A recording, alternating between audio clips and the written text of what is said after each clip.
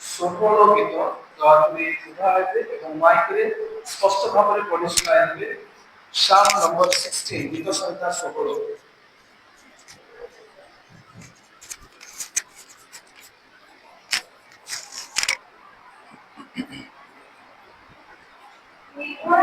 ପ୍ରାର୍ଥନା ରାମଙ୍କର ଗୀତା ଗୀତର ଅର୍ଥ ହେ ପରମେଶ୍ୱର ମୋତେ ରକ୍ଷା କର କାରଣ ମୁଁ ତୁମର ଶରଣାଗତ ଅଟେ।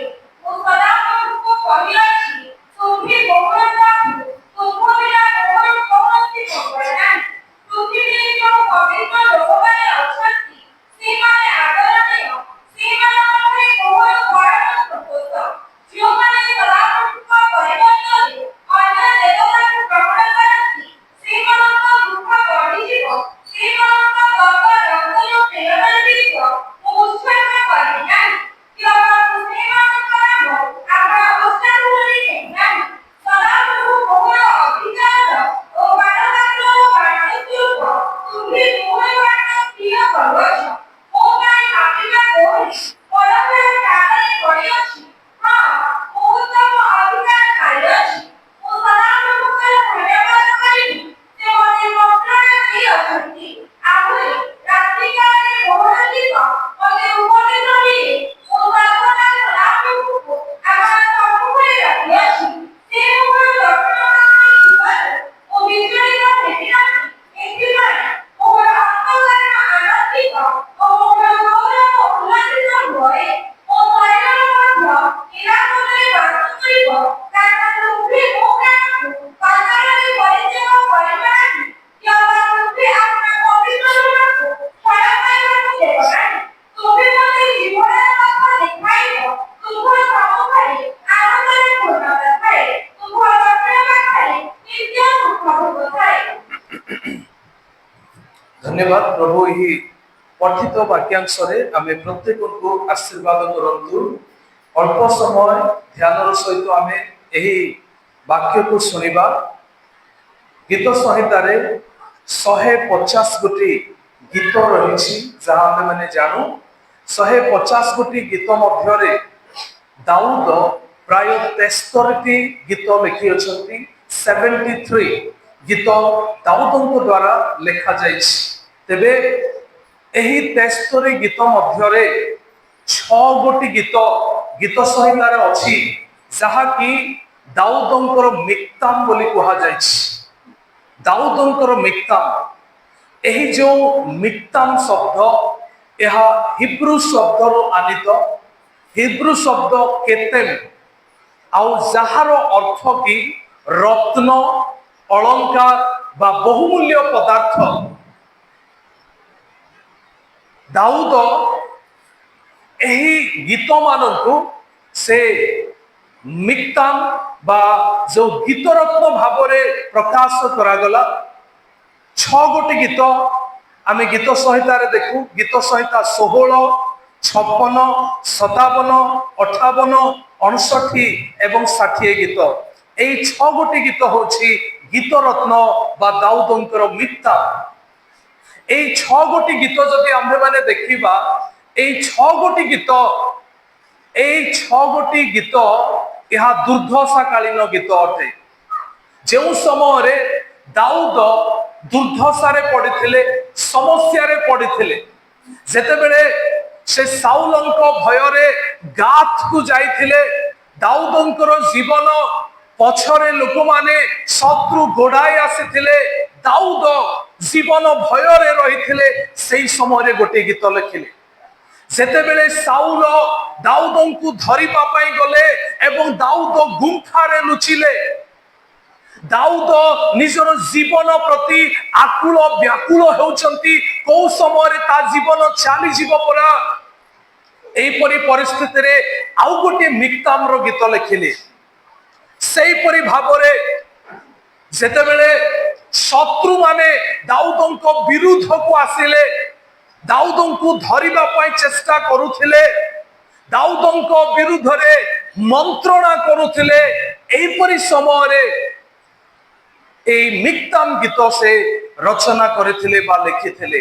তেবে কথা ହେଉଛି एहीपरि एक दुर्दशा समय दाऊद कहीं ए प्रकार गीत लिखती जहाकु कि रत्न अलंकार बहुमूल्य पदार्थ स्वरूप एक गीत बोली प्रकाश करा जायछि। दुर्दशा कालीन गीत समूह आमे समस्ते जानू रत्न अलंकार रो आवश्यक कौन, सुना रूपा गहना रो आवश्यक कौन। विशेषकर जहांकर सुना रूपा बहुमूल्य पदार्थ किंबा उत्तम बैंक बैलेंस अच्छी, अनेक समय जितेबेले समस्या आसुची टंका पैसार जरूरी पड़ुची से समय एही स्वर्ण अलंकार को नहीं बंधा पकईकी किंबा ताहा विक्रय करी से दुर्दशा समय से कष्ट समय अभाव समय आमे उद्धार पाइबार माध्यम को आमे खोजी था। प्रिय माने एही स्थान रे आमे माने देखू मनुष्य निजर अभाव सकाशे दुर्दशा समय निजर जहा सुना किंबा टंका बहुमूल्य पदार्थ सुना किंबा रूपा थाए ताहा नहीं से बंधा पकाए किंबा बिक्री करे आउ ताहार दुर्दशा समय तिष्ठी जीवा निमंते चेष्टा करे।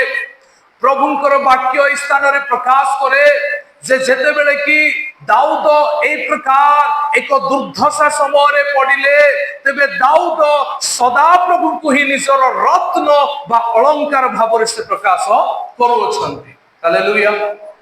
दाऊद परमेश्वर को निजर सुना रूपा गहना धन संपत्ति परमेश्वर ही मोहर संपत्ति एहा से एही वाक्य माध्यम रे प्रकाश करुछंती। आज आम मान निमंते सुना रूपा बहुमूल्य पदार्थ कि प्रकार अटे। एही सुना रूपा जहार अच्छी हुए तो आमे आनंद करि पारू, काहाकू न कहले मध्य निजे निजे आमे खुशी हेउ मोर एते सुना अछि, मोर एते बैंक बैलेंस अछि। सुना रूपा को आमे अनेक समय निजर गौरव सकाशे आमे व्यवहार करू। विशेषकर आम माल अंचल रे माँ मानक मध्य अनेक माँ मानक ठारे सुना आमे देखि थाउ आउ से सुना को समय प्रकाश पाए जते बेले बड़ बड़ सभा हेबो आउ गिरजा उपासना हेबो एका एका धारके 4-5टा सुना मध्य आसुचे ना पूरा गला पूरा भरी जाउची। बेले बेले मु भाबुची टिके तळकू ऊपर को करबा पई मध्य कष्ट होथिबो, टिके पानी पीबी बोले मध्य कष्ट होथिबो, पूरा गला पूरा भरी जाए। एते कष्ट हेले मध्य सुना को पूरा केजी केजी सुना बोली कहउछ ना कि ताकू गला रे पके की आउ आमे आउ देखेबा निमंते बा निजर गौरव निमंते व्यवहार करिथाओ। प्रकृत रे एहा उचित नुहे। सबु विषय एक समय अछि। सभा समिति गिरजा उपासना रे आउ ताहा आदो उचित नुहे, जेहेतु ताहा द्वारा निजर तो परमेश्वर ठारू ध्यान भटकी जाइछि, अन्य मानकर मध्य ध्यान भटकिबो। उपासना रे ताहा आउ उचित नुह जे सेही परि भाबरे हमें व्यवहार करिबा। प्रभु आम मानकु देइचंती प्रभुंकर गौरव हो, किंतु आमे निजर गौरव निमंते जते बेले ताहा व्यवहार करू ताहा परमेश्वर को दृष्टि रे उत्तम नुहे। तेबे सुना अलंकार एपरी बहुमूल्य पदार्थ जदि अछि आमे शो अप करू, आमे निजर गौरव प्रदर्शन करिबा निमंते व्यवहार करिथाओ। सेही परि भाबरे सुना अलंकार बहुमूल्य पदार्थ बा अधिक बैंक बैलेंस थिबा द्वारा केते एकर जमी थिबा द्वारा हुए तो मनुष्य भावरे आंभ मानकर एक सेंस ऑफ सिक्योरिटी आसीबो जे निश्चय मो पाखरे एते सुना अछि, एते जमी अछि, एते बैंक बैलेंस अछि, तेणु करी मु सुरक्षित अटे। तेणु करी मो परिवार सुरक्षित अछंती आंभ मानकर कोनोसी अभाव नाही मनुष्य भावरे एहीपरि आंभ मानकर चिंताधारा हुए जागतिक संपत्ति पाए किंतु सत्य विषय होछि केबे कोनोसी सुना रूपा गहना बैंक बैलेंस कहा को शांति दे नाही सत्यता होछि सुना रूपा बैंक बैलेंस केबे कहा को सुरक्षा दे नाही सेथिरे कोनोसी शांति नुह आनंद नुह सुरक्षा नुह दाऊद परमेश्वरंकर दास परमेश्वरंक सहित गमनागमनकारी भक्त दास परमेश्वरंकर आत्मिक विषय को जानी थिबा दास से जानिले मु राजा हेले मध्य एई समस्त मोहर आनंद नुहे एई समस्त मते शांति देई पारिबो नाही एई समस्त ऊपर जदि मु निर्भर रखिबी तेबे से मूर्ति सदृश मु हेई जीवी जहार कान अछि किंतु सुनिबो नाही जहार आखि अछि किंतु देखिबो नाही आउ दाऊद जानि चंती जे ए सब ठारे मोहर सुरक्षा नाही दाऊद जानि चंती परमेश्वर ही मोहर सुरक्षा परमेश्वर ही मोहर शांति परमेश्वर ही मोहर आनंद आउ दाऊद सेथि पाए परमेश्वर को से गौरव दियंती परमेश्वर को ही निजर धन संपत्ति बोली दाऊद एही कथा कहंती मु पढुछि 5 पद सदा प्रभु मोहर अधिकार ओ पान पात्र बांट स्वरूप तुम्भे मोहर बांट स्थिर करुअछ मो पाई मापिबा दौड़ी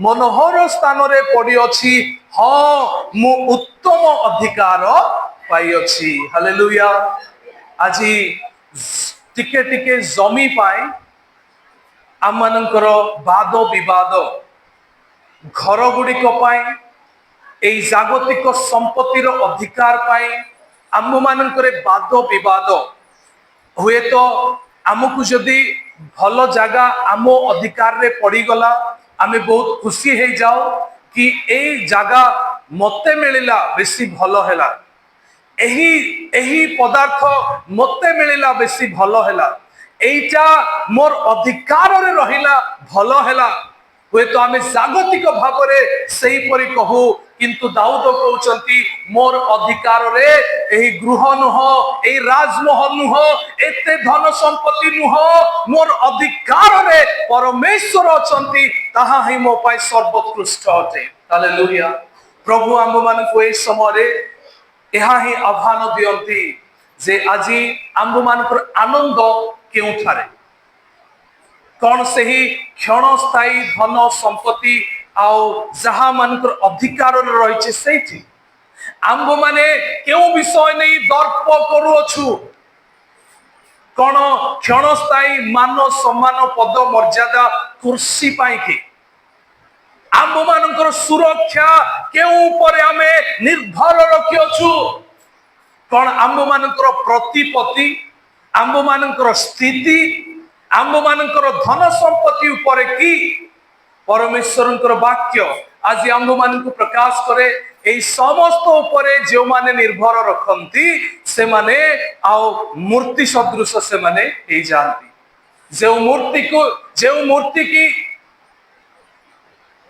आखि अच्छी देखि पारे नाही कान अच्छी सुनी पारे नाही ताहा संपूर्ण भाव रे निश्चल निष्फल अटे जो माने से सबु पर निर्भर रखंती से माने मध्य मूर्ति सदृश कौनसी लाभ योग्य नुहे किंतु प्रभुंकर वाक्य आह्वान दिए जे आम्भे माने आंब मान सदा प्रभु परमेश्वर ठारे निर्भर रखु गीत संहिता 20:7-8 रे लिखा जाए टिके पढ़ि दियंतु हाँ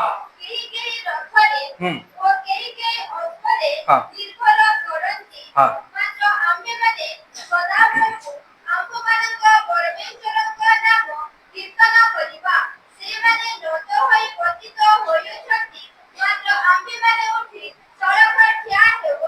हालेलुया प्रभुंकर वाक्य कहे କେହି କେହି ରଥରେ ନିର୍ଭର କରନ୍ତି, କେହି କେହି ଅଶ୍ୱରେ ନିର୍ଭର କରନ୍ତି, ଆଉ ଯେଉଁମାନେ ସେଇ ରଥରେ ଅଶ୍ୱରେ ନିର୍ଭର କରିଛନ୍ତି ସେମାନେ ପତିତ ହେଇଯାଇଛନ୍ତି।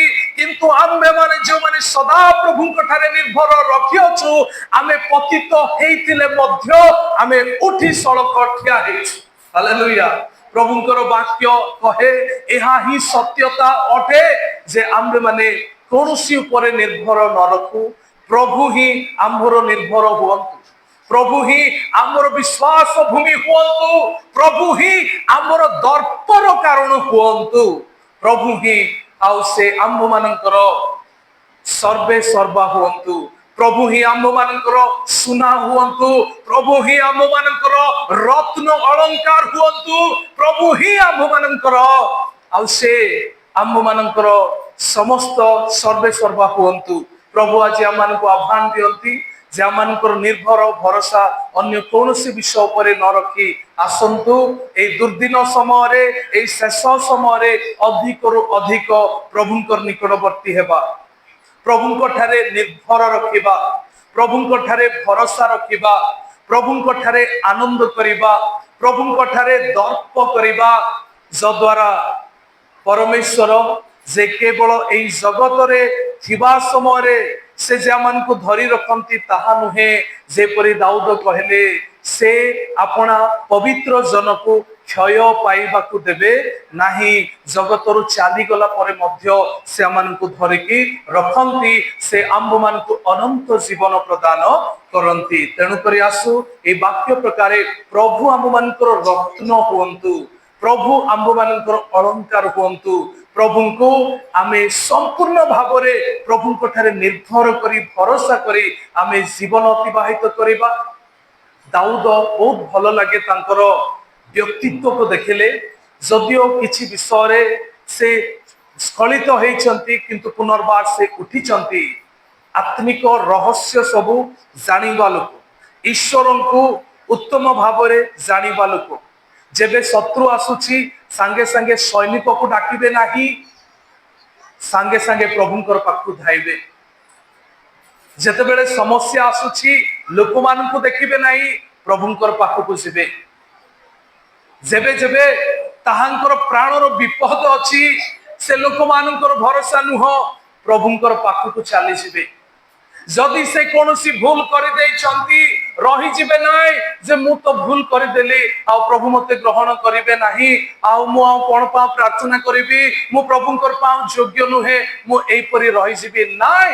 ଦାଉଦ ଯଦି ବା ସେ ଭୁଲ କରିଛନ୍ତି ସାଙ୍ଗେ ସାଙ୍ଗେ ସମ୍ପୂର୍ଣ୍ଣ ଅନ୍ତଃକରଣର ସହିତ ଅନୁତାପ କରି ପ୍ରଭୁଙ୍କ ପାଖକୁ ଫେରି ଆସିଛନ୍ତି। ତେଣୁକରି ଆସନ୍ତୁ ଆଉ ଆମେମାନେ ମଧ୍ୟ ପ୍ରଭୁଙ୍କର ନିକଟବର୍ତ୍ତୀ ହେବା, ପ୍ରଭୁଙ୍କ ଠାରେ ଭରସା ରଖିବା, ପ୍ରାର୍ଥନା କରିବା, ଆଉ ଆମେମାନେ ସଦାସର୍ବଦା ପ୍ରଭୁଙ୍କ ସହିତ ବଢିବା, ଯଦ୍ୱାରା ନିଶ୍ଚୟ ପ୍ରଭୁ ସେ ଆମମାନଙ୍କର ସହବର୍ତ୍ତୀ, ସେ ଆମ୍ଭମାନଙ୍କୁ କେବଳ ଏହି ଜଗତରେ ନୁହେଁ, ଜଗତ ଛାଡି ଚାଲିଗଲା ପରେ ମଧ୍ୟ ସେ ଆମ୍ଭମାନଙ୍କର ଉତ୍ତମ ଅଧିକାରର ବାଣ୍ଟ ହେଇ ଆମମାନଙ୍କୁ କଢାଇ ନେବେ। ପ୍ରଭୁ ଆମେ ସମସ୍ତଙ୍କୁ ଏହି ସଂକ୍ଷିପ୍ତ ବାକ୍ୟରେ ଆଶୀର୍ବାଦ କରନ୍ତୁ। ଆସନ୍ତୁ ସଂକ୍ଷିପ୍ତରେ ପ୍ରାର୍ଥନା କରି ସମାପ୍ତ କରିବା। ସ୍ୱର୍ଗୀୟ ପିତା, ଧନ୍ୟବାଦ ଦଉଛୁ, ତୁମେ এই দিନ କ୍ଷୁଦ୍ର ମାନଙ୍କୁ ପିତା ତୁମେ ଆହ୍ୱାନ କରିଛ, ମନୋନୀତ କରିଛ ତୁମରି ସେବା କରିବା ପାଇଁ। ପ୍ରାର୍ଥନା କରୁଅଛୁ ପିତା, ଦୟା କର ଆମ୍ଭେମାନେ ଯେପରି ଏହି ଅଧିକାରକୁ ଜାଣିବାକୁ ପାରିବୁ, ଯେହେତୁ ତୁମେ ଆମ୍ଭମାନଙ୍କର ସେଇ ଉତ୍ତମ ଅଧିକାରଟା ପିତା, ଯେପରି ଆମେ ତୁମ ସହିତ ଚାଲିବୁ, ତୁମଠାରେ ଆନନ୍ଦିତ ରହିବୁ, ତୁମ ସକାଶେ ଦର୍ପ କରିବୁ। ଆମେ ସମସ୍ତଙ୍କୁ ଅନୁଗ୍ରହ ଦିଅ, ତୁମ ସହିତ ଗମନାଗମନ କରିବା ପାଇଁ ସାହାଯ୍ୟ କର। সকল ପ୍ରାର୍ଥନା ଯେ ଶୁଣିଅଛ ଧନ୍ୟବାଦ ଦେଇ ପ୍ରିୟ ପ୍ରଭୁ ଯୀଶୁ ଖ୍ରୀଷ୍ଟଙ୍କ ନାମରେ ମାଗୁଅଛୁ ପିତା, ଆମେନ୍।